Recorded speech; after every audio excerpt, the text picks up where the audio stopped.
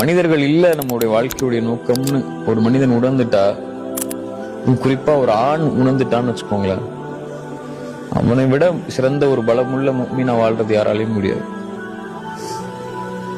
ரசூலுல்லாஹ்வுடைய வாழ்க்கையில நீங்க எங்க எடுத்து பார்த்தாலும் யாருடைய அங்கீகாரமும் அவங்க எதிர்பார்த்துலாம் நிக்கல. ஒரு விஷயத்த செய்யறதே நம்ம மனிதர்களுக்காக தான்.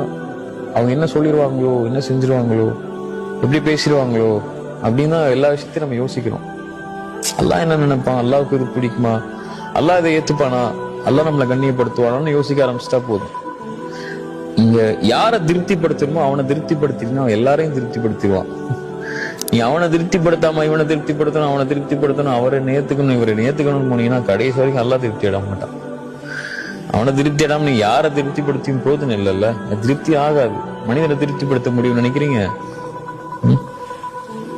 வாழ்க்கை ஃபுல்லா நீங்க அம்மா அப்பாக்காக வாழ்ந்திருந்தாலும், வாழ்க்கை ஃபுல்லா உங்க பிள்ளைங்களுக்காக நீங்க வாழ்ந்தாலும், வாழ்க்கை ஃபுல்லா நீங்க உங்க மனைவிக்காக வாழ்ந்தாலும், அவ்வளோ கஷ்டப்பட்டு நீங்க துபாயில, சவுதியில, எல்லா ஊர்லயும் உழைச்சி உழைச்சி உழைச்சி குடும்பத்துக்கு கொடுத்து கொடுத்து இறச்சி போய் அவன் 60 வயசுல வந்து நிப்பான் வீட்டுல, எனக்காக என்ன செஞ்சேன்னு கேட்டுருவாங்க.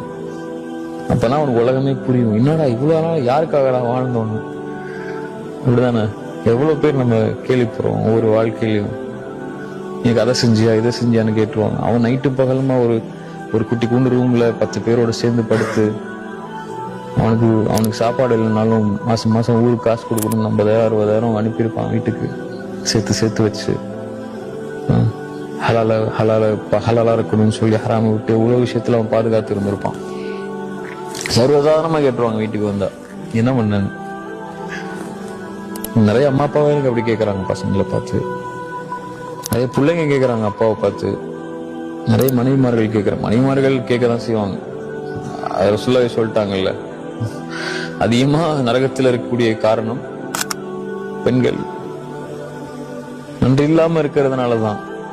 நன்றி மறக்கிறதுனா இது இல்ல, ஏமாத்துறது இல்ல, கணவனுக்கு மாறுபட்டு நடக்கிறதுனால இல்ல.